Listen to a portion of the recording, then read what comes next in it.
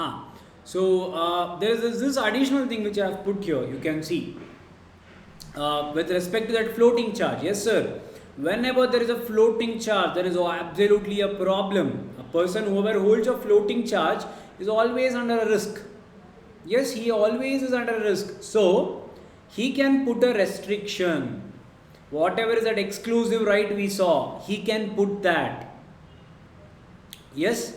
So as a floating charge allows White Powers to the company to deal with this property, it is common to insert a clause restricting the power of the company to create charge with priority or pari passu with it.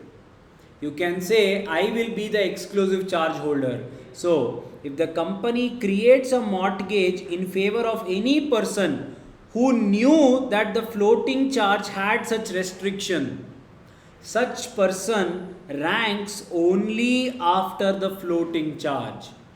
But if a person is able to prove that no, I didn't know that there was existence of floating charge, then the priority may vary. But yes, whenever it is deemed to be there on the government site, you cannot say that I did not know, because ignorance of law is not an excuse.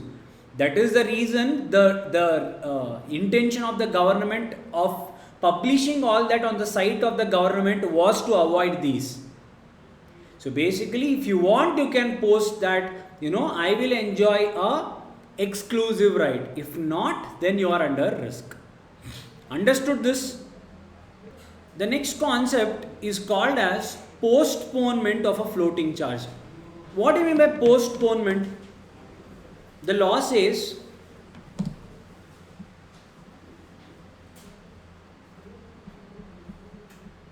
there is XYZ, there is ICICI Bank. XYZ has borrowed 15 lakh rupees from ICICI Bank and it has created a floating charge on the bank. It is a floating charge. That is, assume it is on some stock in trade or something. Okay, sir. Now, what does the law say? Whenever certain events happen, this charge automatically postpones. Meaning what? Assume the XYZ had certain stock. On this, it has created the floating charge. The law says, now assume the stock's worth is 15 lakh. The law says, in certain circumstances, even though you had floating charge, law says, first you pay to these people. After paying to these people, if still something is left, then that you pay to your bank. This process of postponing the order of the charge holder with respect to floating charge is called as postponement of floating charge. I repeat, in ideal scenario, this stock, if something happens, assume it is a time of repayment, the XYZ does not have money, they should have ideally given to ICICI Bank. But law says no, do not give to ICICI, give it to these people first. Who are these people? We will see. They will always have a priority over floating charge. Sir, who are they? The floating charge will be there with respect to a landlord. Sir, what do you mean by a landlord? In this case, the first case, XYZ is working from an office. That office, they have taken it on rent. Now, if at all XYZ is not able to pay the rent, say for example, they have not paid for say 5 months. The law says whenever you want to, now you are not able to repay. Now this stock is actually there is a charge on the ICICI Bank. The law say before paying this to ICICI Bank, first pay your landlord. Whatever rent you need to pay to him, you first pay it to him. And after that you pay it to the ICICI Bank. So if you have exactly 15 lakh worth stock left, you first pay 5 months rent, and if you still have anything left, that you pay to ICICI Bank. Sir, what is the second case of postponement? A creditor who obtains a garnishee order. Sir, what do you mean by garnishee order? Listen carefully. Now assume, I told you the charge can be taken, even a floating charge can also be created on debtors. That is book debts.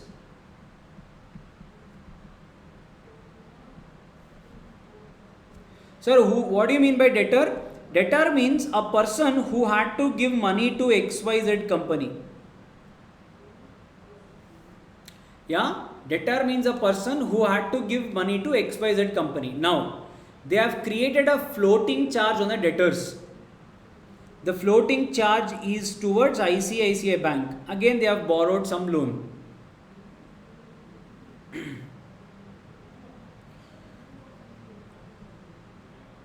Now, there was another creditor. There was another creditor to XYZ Bank. There was another creditor who has supplied certain things to XYZ company. He has given certain goods or he has given certain stock. Yeah? Now, the law says this creditor, if at all, if everything is fine, he has went and he has filed a case in the court that XYZ is not paying me my money against whatever I have supplied to them, or against whatever money I have given to them. They are not repaying me the money. The law says, I will pass something called as garnishee order. What do you mean by garnishee order? This order means that whatever these debtors should pay this XYZ company, you do one thing, you pay directly to creditors. ICICI Bank came now, sir, what happened to my charge? Law said your charge is still floating, it is postponed. Whenever a law issues a garnishee order, what do you mean by garnishee order? Now this money should have ideally been gone to this ICICI Bank, but law only tells him don't pay the money to XYZ Bank, pay it directly to the creditors. Now this effect of one person paying the money to someone else, ideally this person should have paid him. This is called as garnishee order, where court directs your debtor to pay the money to someone else. Okay, sir. Third one.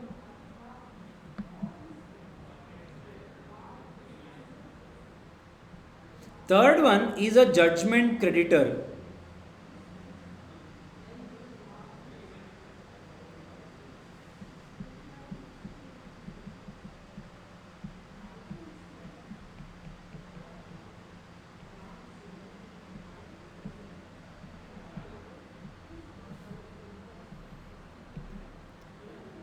There is a judgment creditor. What do you mean by judgment creditor? Judgment creditor basically means a person who has won the case. Judgment creditor meaning a person who has ideally won the case. Judgment debtor means a person who has to make the payment. He has lost the case and he has to make the payment. So, a judgment creditor. Sir, what exactly has happened? There was a creditor who supplied raw materials to XYZ company. And there was a floating charge on this with respect to ICICI Bank. There was another creditor. Now, they have supplied this raw material. XYZ company said, I will repay the money within some time. And again they wanted money, they went and created charge on this particular raw material with ICICI Bank. Now they are not able to repay. Now, when ICICI Bank was on the way, the judgment creditor came. How? He went to the court, he got an order. What is the order? Your Honor, whatever the supply I have made, this person has not made me the payment. Kindly advise him to make the payment to me. This is called as judgment creditor, where now whatever these materials are, this the creditor can take it and he can sell it and he can get the money. Sir, what happens to ICICI Bank? Your order has been postponed. So when and all it gets postponed whenever there is a landlord, whenever there is a garnishi order, whenever there is a judgment creditor. Sir, fourth one is preferential creditors. Sir, what do you mean by preferential creditors? Now, again XYZ, again ICICI. Yeah, just like in the case of Kingfishers. What is it, sir? Employees were not paid salary. Employees were not paid salary for 10 months. Government dues, taxes and all that, it was not paid for somewhere around 1 year or odd. The law says, hey ICICI Bank, wait, before you getting the money, yes, you had a floating charge, there was something you guys had an agreement, but wait, let the employees take the money first. Now whatever is asset, it will be sold. When, sir? If the company has reached the stage of winding up. Yes, you are a secured creditor, but you will be below the preferential creditors. These two people are called as preferential creditors.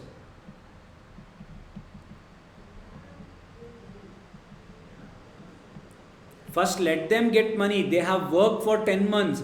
They have not got their salaries. Let them get their money first. And after that, I will take money. Who? Government. After all that, if something is left, you take money. Your order is postponed. The fifth one is your hire purchase agreement. Sir, what is this? Assume there was Volvo. Volvo supplied close to 100 buses to a company.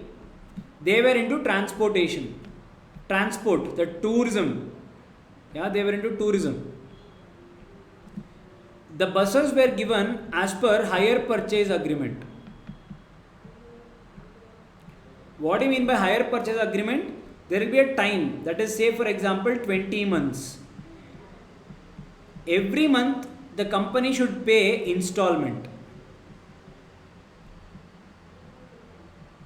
After paying the last installment, that is 20th installment, the ownership transfers.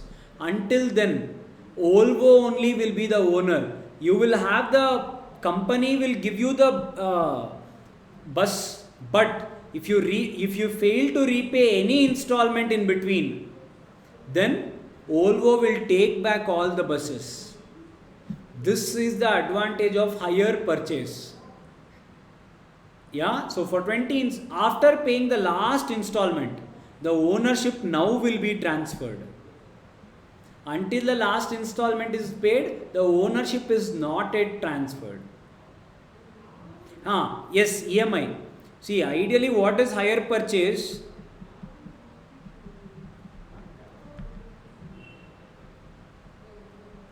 Assume you get a bus on a hire purchase system.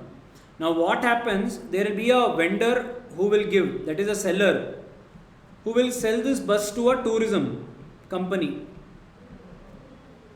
Now what is the installment? You have to pay 20 EMIs.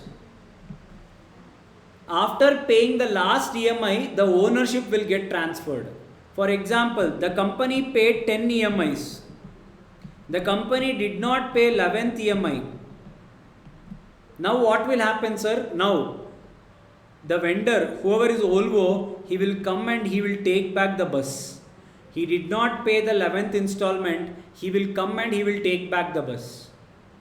So this is the advantage of hire purchase. Why? the ownership is not at all transferred until the last EMI is paid. After the last EMI is paid, now the tourist company will become the owner. Now, how many of you have the question, sir, what happens to this 10 EMIs? How many of you have this question, sir, this person has paid 10 installments? No. That what will happen? Will that be given back?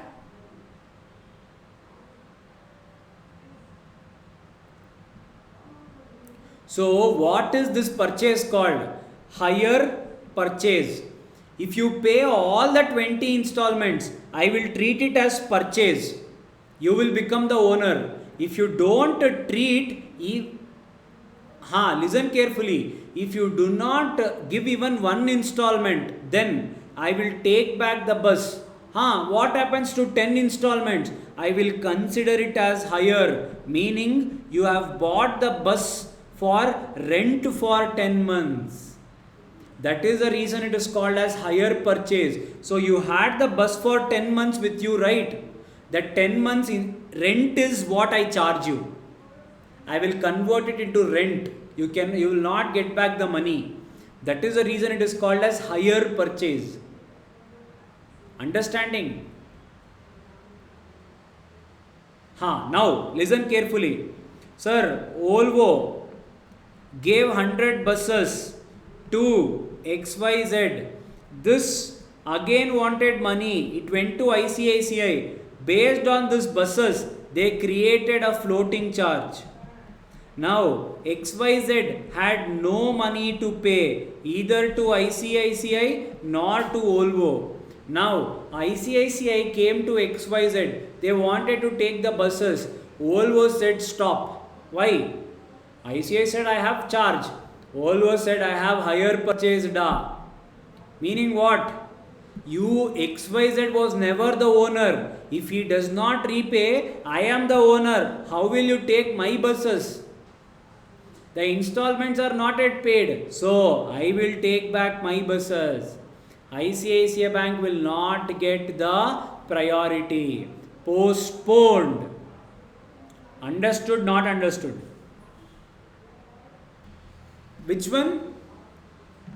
Floating. Postponement happens only with respect to floating, not with fixed. Okay, wait. For your reference, I got you a difference thing. See, I've got you the difference of types of charge. I've just tried to, so that you will understand it better. So what is the difference between types of charges? Fixed charge and floating charge. Fixed charge, it is created on a specific or identifiable property. It is already there. You know which property belongs to you. It is always created on a specific or an identifiable property.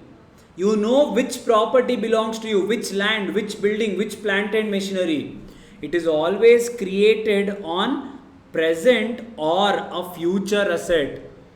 You are not yet a owner. You might be an owner. On that you will create a floating charge. The cases which we saw.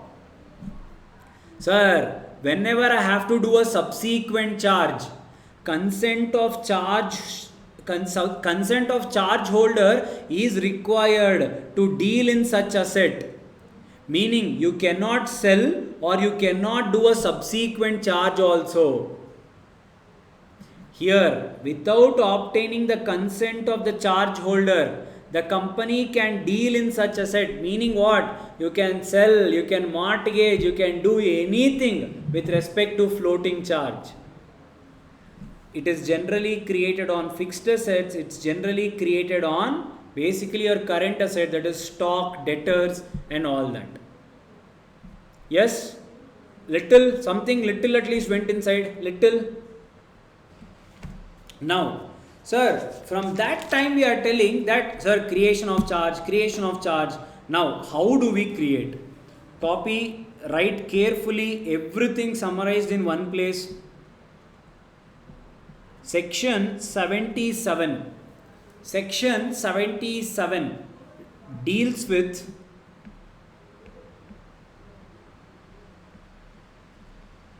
duty to register charge. Section 77 deals with duty to register charge. Yes? Sir, how to remember section? This is how I had remembered when I was writing the exams. Section 77 duty to register charge. What is registration of charge? Telling ROC. You have entered into an agreement, that is charge. What do you mean by registration of charge? Intimating government is called registration of charge. Okay, sir, how to remember?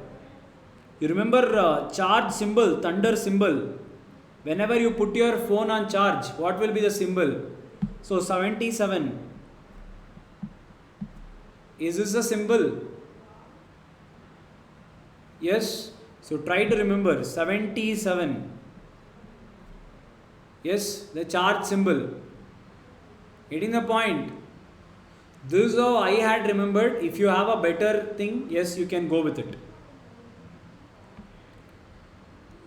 Yeah, 77, charge. Okay. Sir, now what is this duty to register charge? Now, you guys entered into a charge, you and ICICI Bank. Now, you come and inform it to me. Who? ROC. If I inform, what will you do? I will register the charge. Only then it is valid. Oh, if not registered, not valid. What? If not registered, what is the consequence? I'll tell you. Yeah. First, let us see registration of charge. So, where a company creates charge on property, always remember this. Whether you take loan from a foreign bank or you have charged your foreign assets, whether in or outside India, everything is applicable. Then what should you do? The law says such charge shall be registered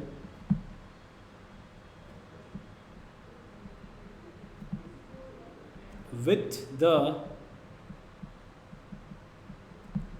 if you have two pens, write the days in a different color. Registrar, if at all you are creating a charge shall be registered with the registrar within 30 days.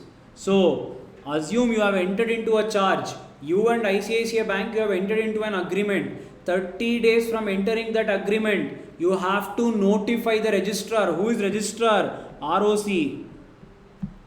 Within 30 days of creation.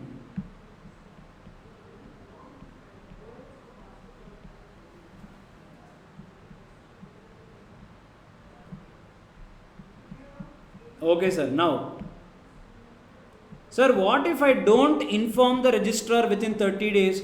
Failure to register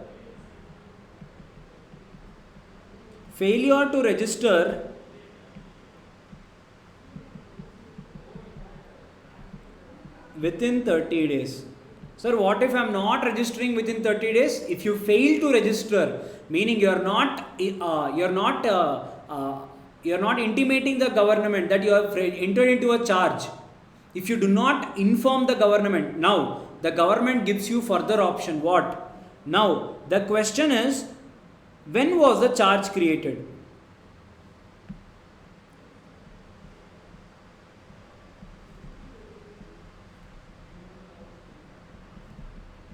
The charge was created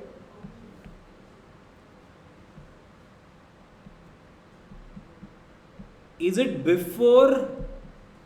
There were many amendments to this particular thing. So a recent amendment came in 2019. So before commencement of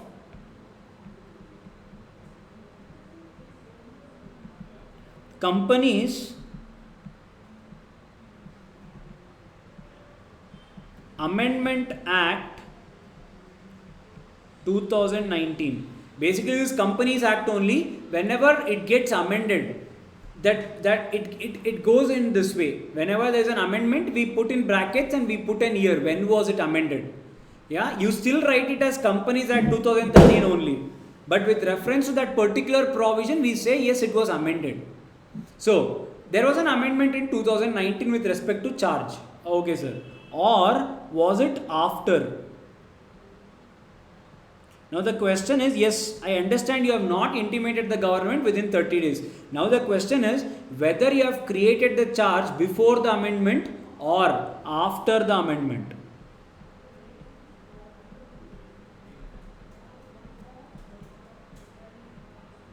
Or after the Amendment Act. Same thing, whatever we have written there. If you want, you can write that only. Companies Amendment Act 2019. Okay, sir. Sir, what if we have created the charge before 2019? Sir, what if we have entered into the charge before this 2019? Then the law says you have to apply for, you have to beg with government. Sir, please sir, my mistake. 30 days I should have intimated you. I missed it, sir. Please. Just the way, no, you guys come late and you ask one of the the helpers here or the the office staff, and you will tell them to please tell us, and you will enter, no, in the same way. You will write a letter and you will ask, sir, please sir, sir, please help us. Yeah. Now, what happens? If you have not informed the government, then company to apply for. Company should apply for. What should you apply? Company should apply for condonation of delay.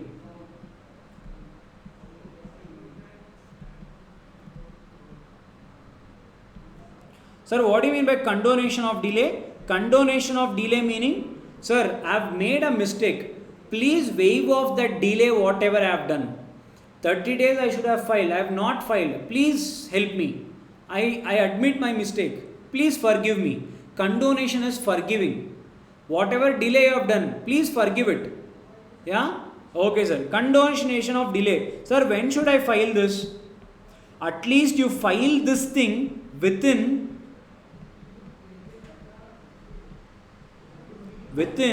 300 days of creation of charge.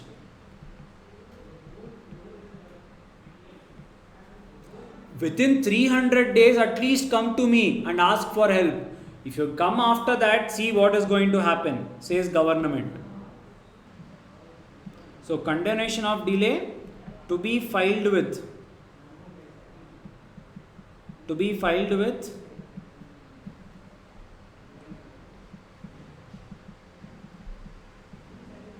Registrar.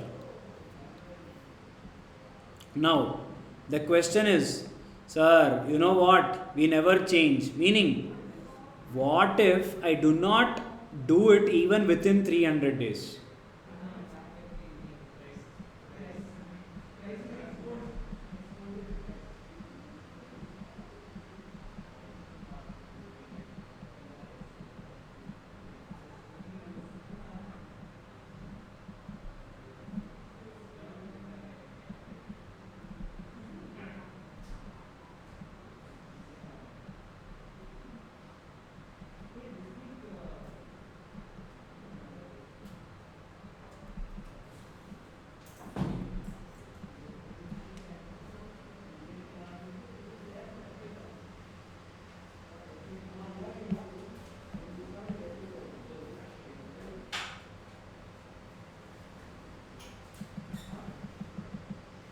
Sorry, this is failure to register within 300 days after creation. Whatever we wrote up, failure to, same thing, failure to create Register within 300 days. Now, law gives you one final warning. What?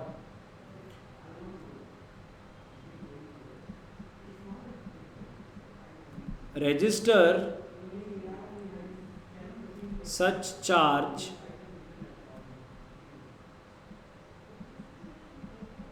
within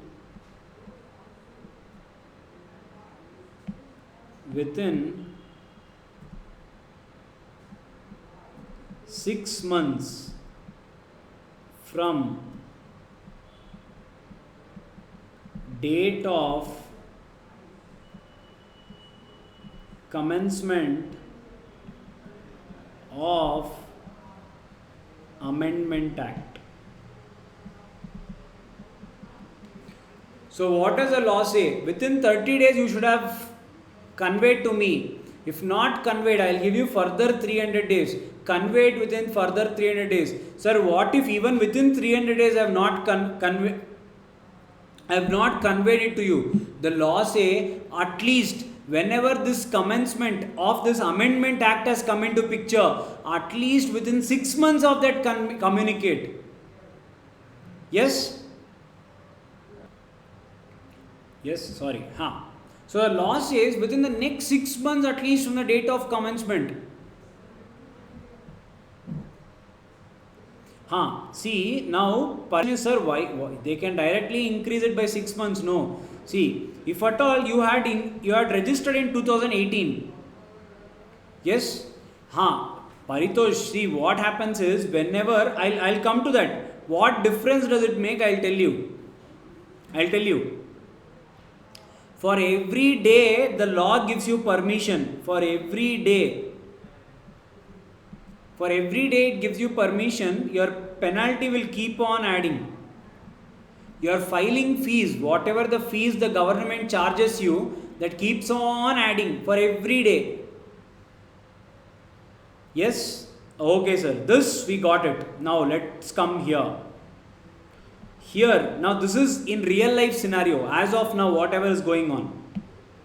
So if someone does it today, then what happens?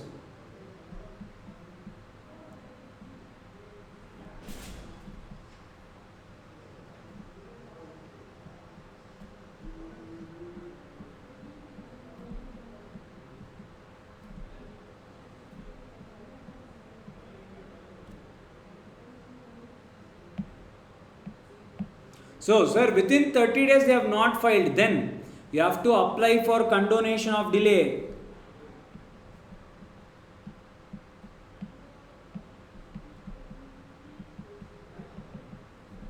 Sir, within 60 days you have to apply for condonation of delay.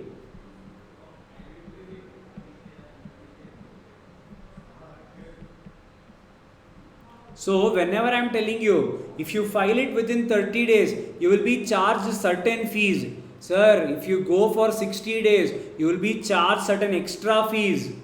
Now,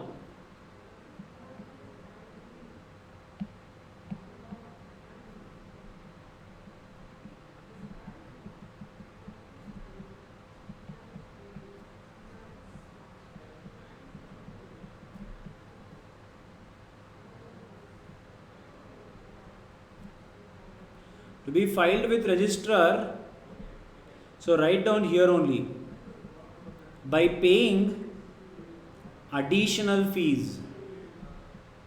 So whatever is your regular fees you need to pay, extra some more money should be paid.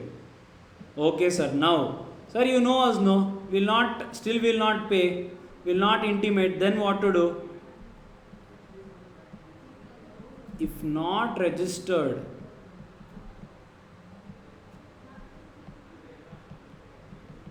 within 60 days also,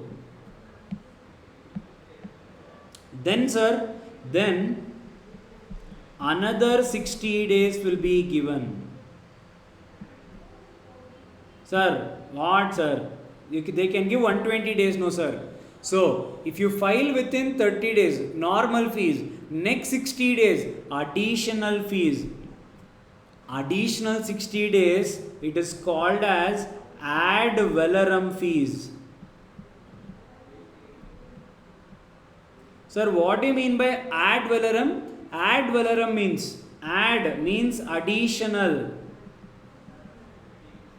Valorem means value. So, if at all your amount, if you had filed on the 30 days, your amount would have been X. After X, you have not filed in 30 days, then in next 60 days, it will become, so if assume this was first day, you have to file within 30. If not filed in next 60 days, this becomes X plus 1. If you do not file in another 60 days, you will be given another 60 days time. Your amount will become X plus 2. This is an additional fees. Extra fees will be collected from you. So whenever they give you an additional opportunity, that means they are taking some extra money from you. Okay, sir. Now assume we have filed these things in time, sir. Whenever it is, within 6 months or 300 days or within 60 days, as the case may be, we have filed it. Now, whenever you filed it, in both the cases,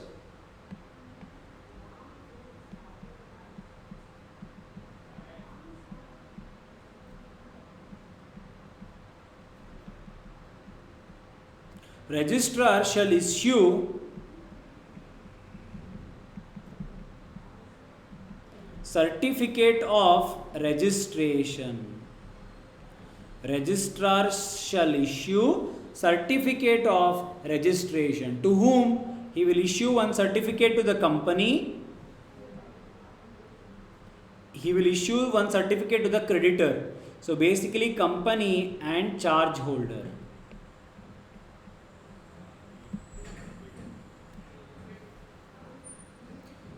So basically, if at all within 30 days if you have not done, then before amendment or after amendment. If it is before, within 300 days you have to file.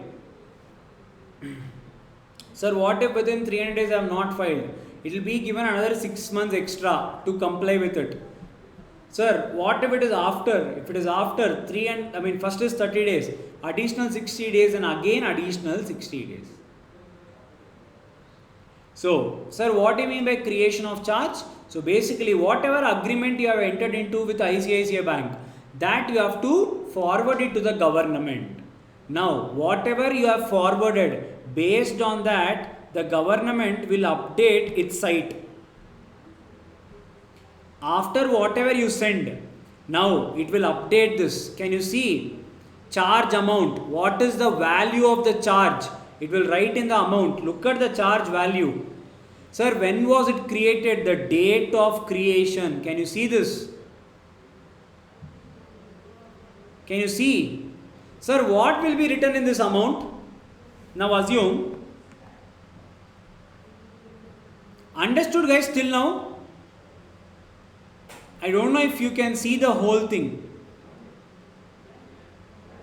This is how it looks. Yes, copied? Yep. Okay. All of you understood? Any doubts?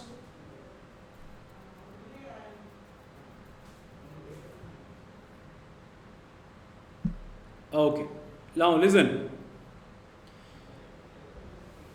Sir, XYZ, our famous person,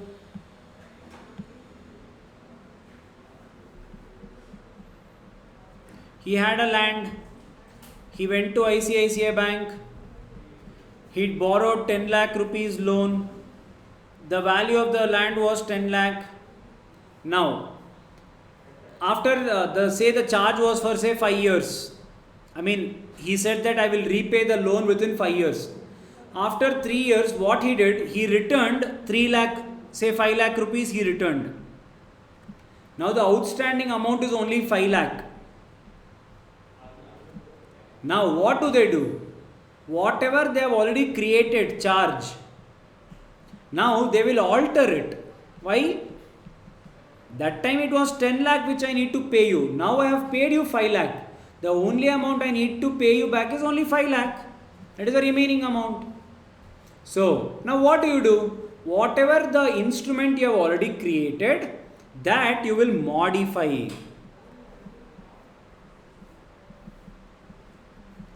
Sir, what do you mean by modify? Whatever agreement you had initially created, if you want to change interest in it, if you want to change the amount in it, if you want to change anything in it, that is called as modification of the charge. Sir, what if I modify? Should I again inform to the government? Yes, you have to inform. How many days? Same process again applicable.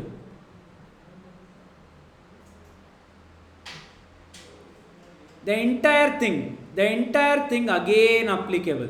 This entire thing. Whenever you again modify, within 30 days, within 60 days, again you have to inform the government. What is modification? Understood? Altering the terms of your first charge. Whatever you had created, you are altering it. That you need to inform to the government. Okay, sir. Where can we see this? Okay, now see this. Can you see the second one, that 69 figure? That date of creation of that charge was 9th March 2009. Okay, sir, done. Can you see the date of modification? On 13th August 2010, they have again modified it. That original agreement, they have modified it. Are you getting the point? Are you getting the point? See this 1 lakh, the 17 lakh 50,000 amount. 2003 they had created. In 2014 they have modified. It can be anything. Yes? So, did you understand? Okay. Now, in your book. Sushant, okay. Now, listen carefully. See, very simple. Whenever XYZ company has entered into an agreement with ICICI Bank, in this they say that I have given you so and so money, you have to give me so and so money back, everything is written. The day, for example, you entered it on 1st January 2020. Within 30 days, you have to inform to the government that you have created a charge on your asset. Sir, how will you inform? You have to inform in the form called as CHG1. You have to intimate the government in form CHG1. What will you intimate? You will intimate what is the amount of the charge, what was the loan taken, against whom, who is the vendor, who is the creditor, what is your details, what is the dimensions of the property, where is it situated, all the details you will give in this form. And you will intimate to the government.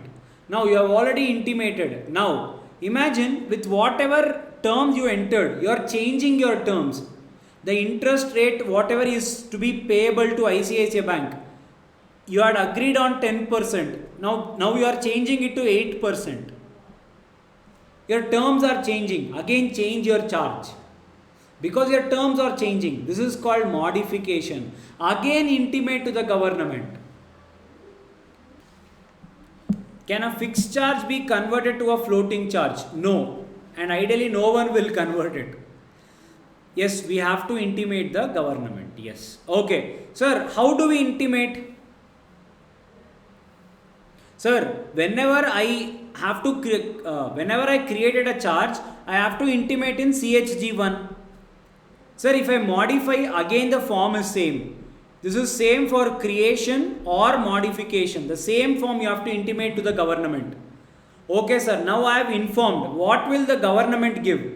You have intimated. The government should say, yes, you have intimated. The government will give you a certificate. Certificate of registration of charge. This certificate will be in the form CHG2. The format of certificate will be in CHG2. Whenever you create a charge, the government will give you a certificate of registration.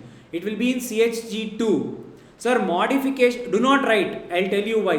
Do not write. Sir, whenever I modify, what will I give? If you file CHG1 for creation, it gives you CHG2.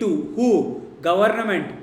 If you file for modification, it will give you again certificate of modification of charge in CHG3. CHG2 certificate of registration. CHG3 certificate of modification of charge. Sir, what if my charge is repaid? Meaning what? ICICI Bank, I had to pay as per this. Okay, we had to pay 5 lakh. Sir, now I have returned the entire 5 lakh. Now, whenever you have returned, you intimate again to the government. When created, you inform them. When you modified, you inform them. You are repaying the entire amount. Again inform them. Now this repayment is called as satisfaction of charge.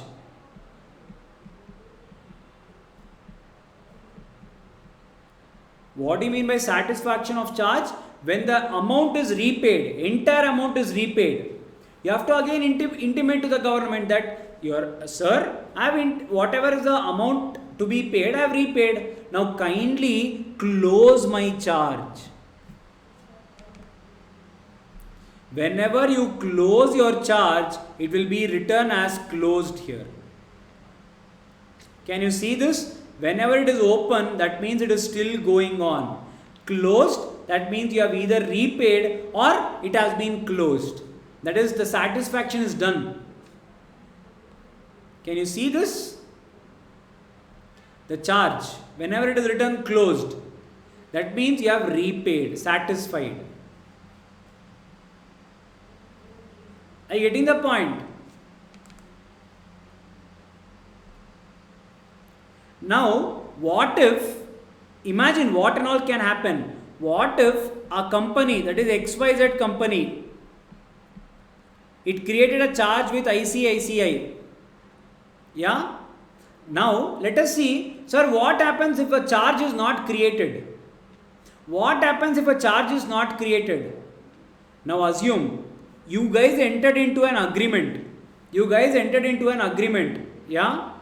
Now, assume the company goes into liquidation. This agreement is not filed with the ROC.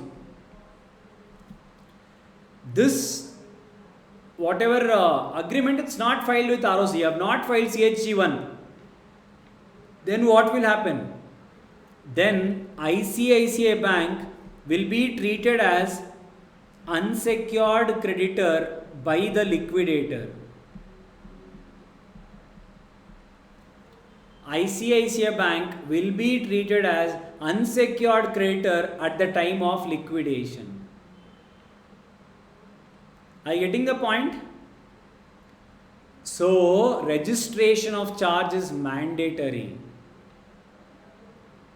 Okay, sir. Now, imagine one more case. XYZ borrowed loan from ICICI Bank and they entered into an agreement on 1st January 2020. It again borrowed a loan from HDFC on say 10th January 2020. This 1st January 2020, they did not intimate the government yet. This HDFC agreement, whatever they took loan, it was filed with ROC on say 1st February 2020. This one was filed with ROC on 2nd February 2020. Now the law says, though this was received first, this was received later, whosoever charge is being taken first, you will have the first charge and you will have the subsequent charge. Meaning what? First money will be given to him and then to ICICI. So even the time you register yourself, it makes lot of difference.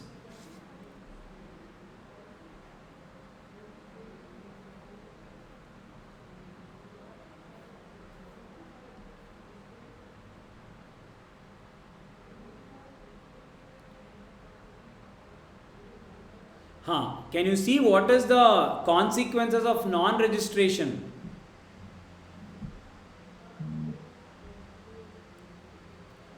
In the case of ONGC Limited versus official liquidators of Ambika Mills Company Limited, it was held that because of failure to register the charge, ONGC could not be treated as a secured creditor.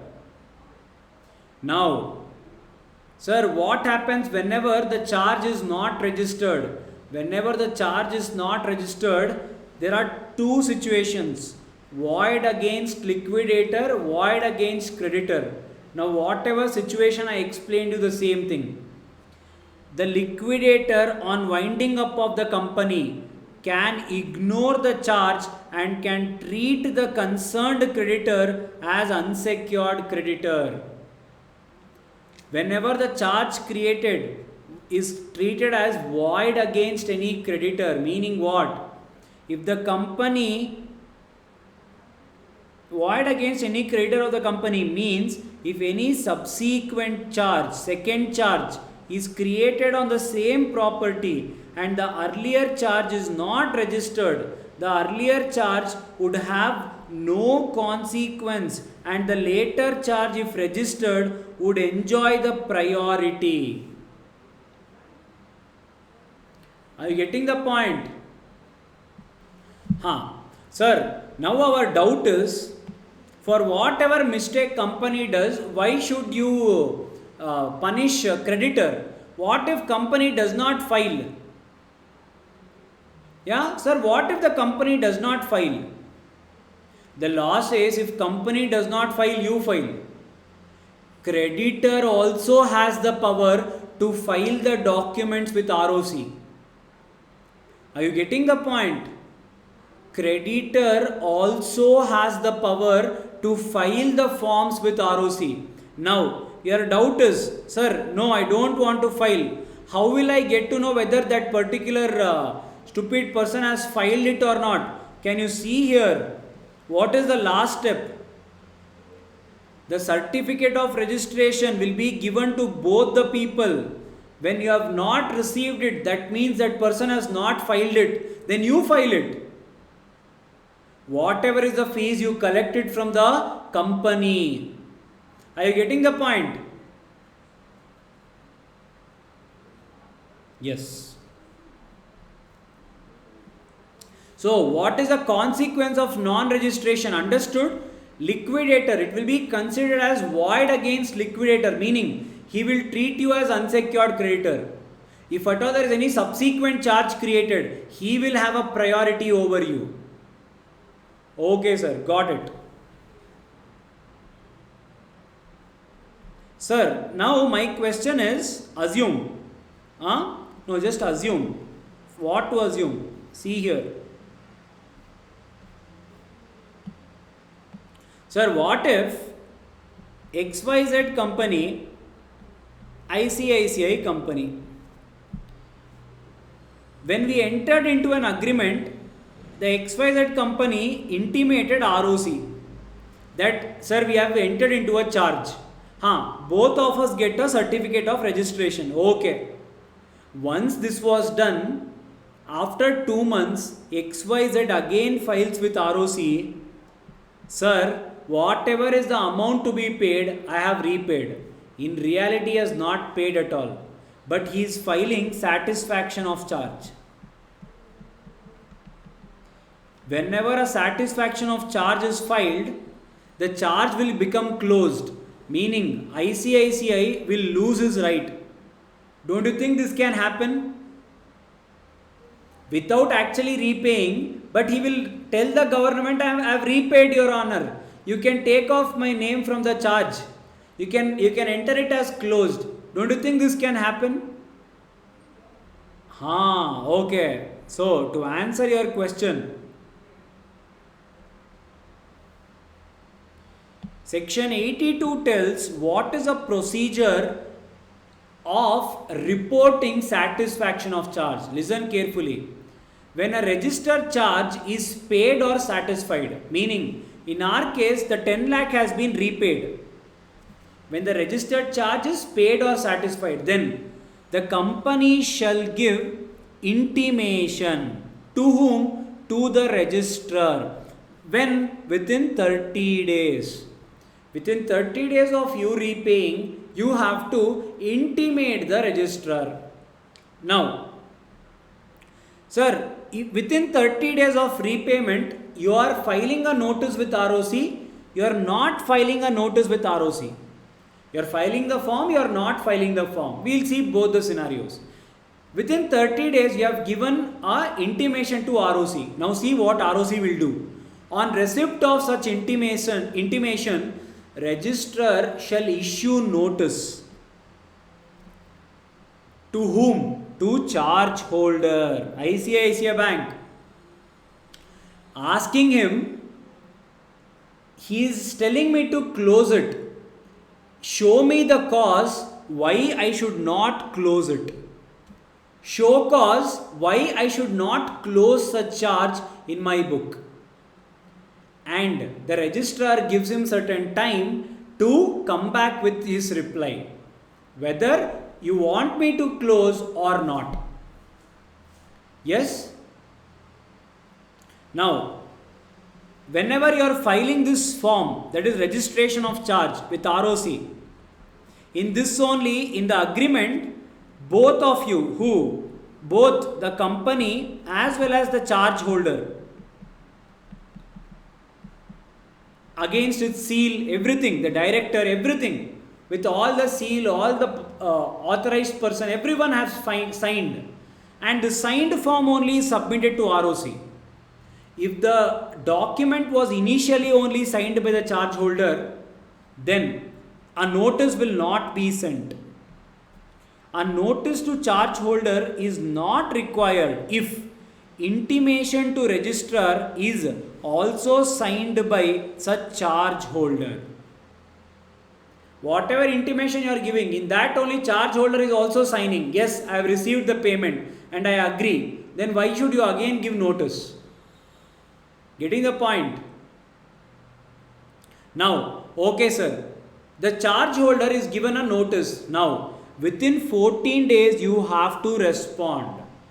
If you respond, then the registrar will do that, yes, he has responded. If it is yes or no, it will take further actions accordingly. Yeah? So, if you say yes sir, whatever he has said is correct, you can close it, he will close it. If he says no, then he will call both the parties for hearing. Then it will be decided based on whoever proves it, it will be decided in their favor. Sir, what if I do not respond within 14 days? If you do not respond within 14 days, the registrar shall assume the satisfaction. Registrar shall say, I have given you the time, you have not responded, your mistake. I will close it in my books. Okay sir. Now, what if you have not filed it within the given time? Then again you are given within 300 days. Company or the charge holder, whoever it is, again the same thing, either the company or the charge holder, you can make an application for condonation of delay, for which an additional fee will be charged. A company or charge holder can make an application within further 300 days. Okay sir, I make. After that what will happen? Again the procedure will continue. It will come back to here. Where? Here. it will again be sent to the either party, again show cause notice, same thing, it will continue. If everything is satisfied, the registrar will issue the satisfaction of charge. Understood what do you mean by satisfaction of charge, everyone? Sir, how will the company communicate all these forms? The company will communicate all this in these forms. What are the forms? CHG1, creation or modification of charge. CHG2, the certificate of registration, whatever is issued by ROC. ROC will give you CHG2.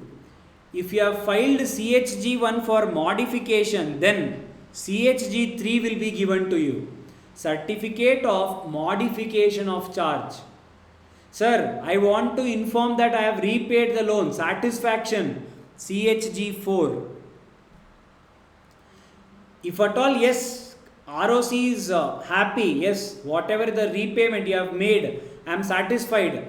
ROC will give you memorandum of satisfaction of charge. Yes, I agree with you. Yeah?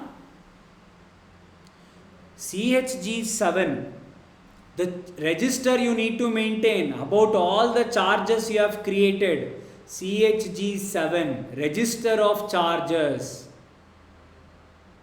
Yeah? CHG1 is for application for registration of creation or modification of charge. If at all, it is with respect to debentures. For creation of charge with respect to debenture holders, then you have to file CHG9. If it is for loan, if it is for deposit, if it is for any other case, you can file CHG1. If it is deposit holders, then you have to file CHG9. Both are for creating and modifying only. Here it is for loan, deposit or any other instrument. It is debenture, you have to file in CHG9. Sir, what if I have to correct anything? If you want to rectify, you have to file CHG8. Sir, what if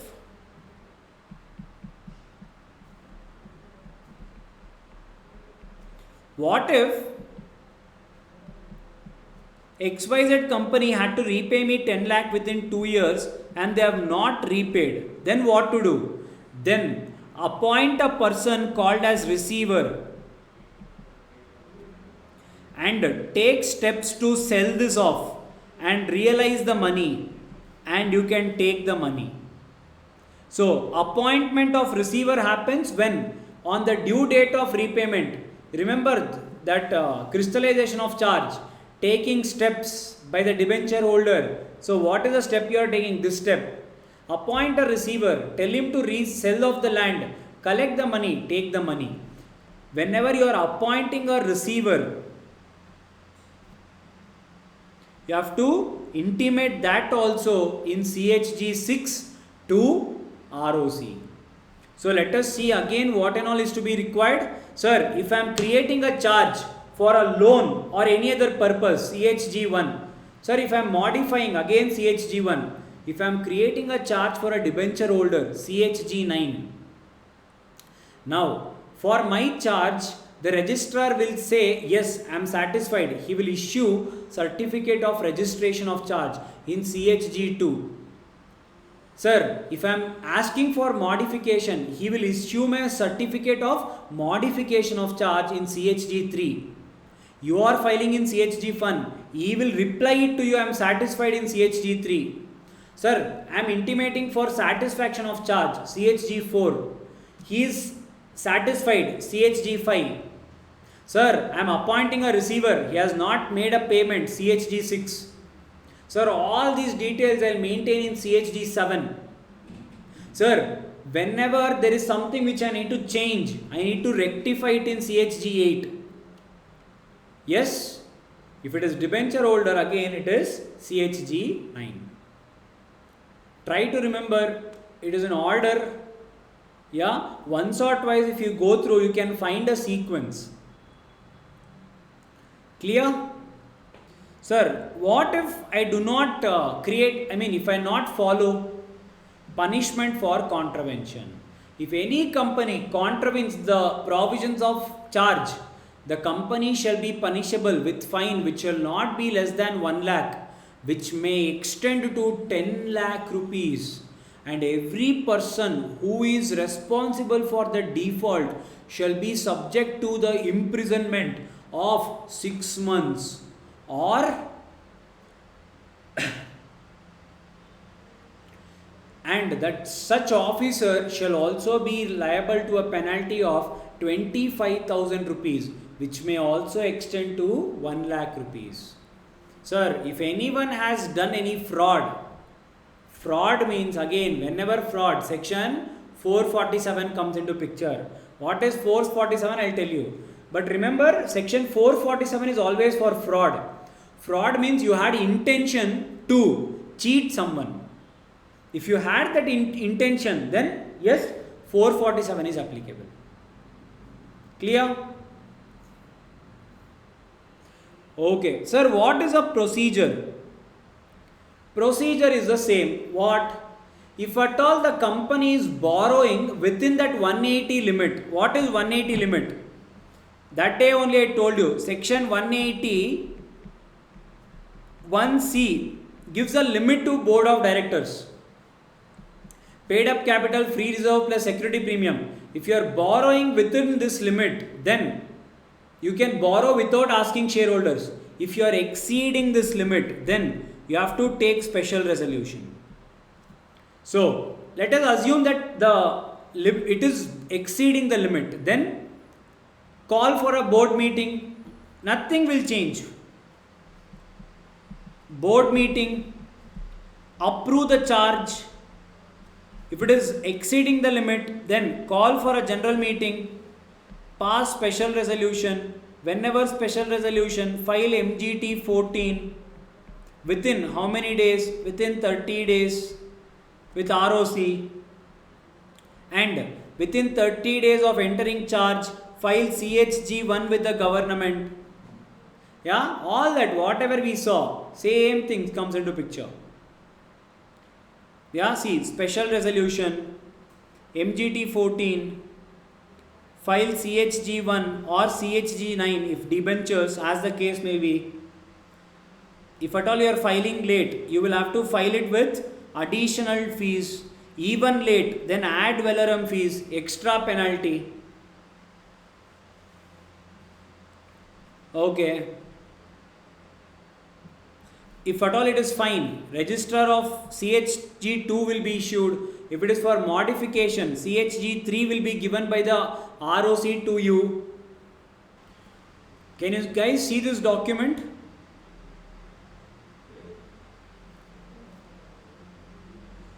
So ROC gives you this charge document. It says, yes, whatever you have filed, I am satisfied. This is the format, and he will sign here. Registrar of companies. With respect to whom, with respect to what, how much amount, which date, which year, place, everything. He will create and he will issue a certificate of registration of charge. Meaning it is a conclusive evidence that yes, the charge provisions have been complied with. Yeah? Okay, sir. Again, CHG 4, CHG 5, CHG 7, as the case may be. Whenever you do that, inform to the government.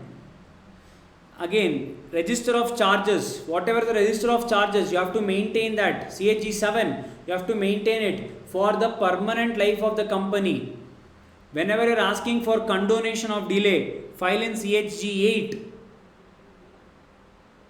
Yes, whenever the government gives you permission, yes, you can file it even after 300 days.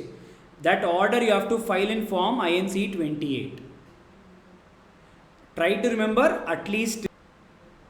Yes, ideally in today's date, this condonation of delay is not there.